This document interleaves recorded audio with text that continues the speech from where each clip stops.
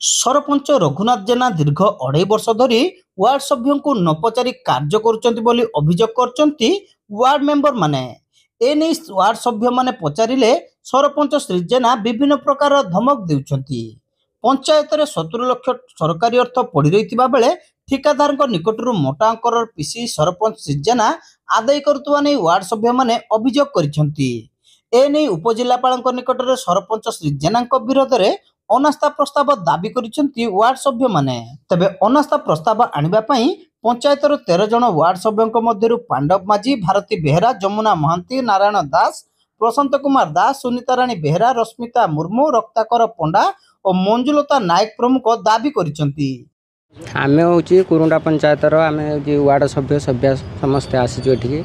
आमे आसबार मुख्य कारण होची आमे आज 2.5 वर्ष ही गला कुरुंडा पंचायत आमे सबले रहीचु वार्ड मेंबर मासिका मीटिंग होची आमे जाउचु।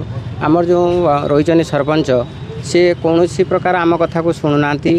मीटिंग जे होची हमर मासिका बैठक होची आमे तांको किछि कहिबारु से हमको बाहर लोक लगे कि हमको धमक दबा, आज गुंडागर्दी करवा, आज बहुत किछि माने आमर धर सभ्यार जते रहीजन वार्ड सभ्या से लेडीज आउ स्ट्रक्चर करवा ये करवा बहुत अभद्र भाषा गाड़ी दबा एमती कथबार्ता करुचनी। फोन भी धमक दौचनी, आस आम पंचायत आम देखिन कौन करवा एमती धमक दौचनी। आमर जे न्याय सरपंच गत 2 दिन तले ताको फोन कहचनी तते मारिमु धरिमु, आज देखिन मु तुमको एमती ताको भी धमक देचनी, मते भी देचनी।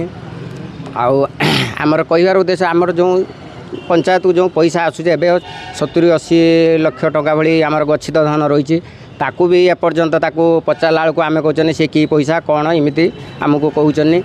आम चाहूँ विरुद्ध अनास्था प्रस्ताव आनी ये करवा। खैरा ब्लॉक रु आसु कुरुंडा ग्राम पंचायत रु आम अनास्था सब ये नहीं आसु सरपंच ये आमर 10टा वार्ड अच्छु पंचायत ऑफिस जिम्मे तले दुनिया ये करिया फोन नगे गाड़ी गुलच करिए आ सरपंच को कहने बाहर लोक ये करिए।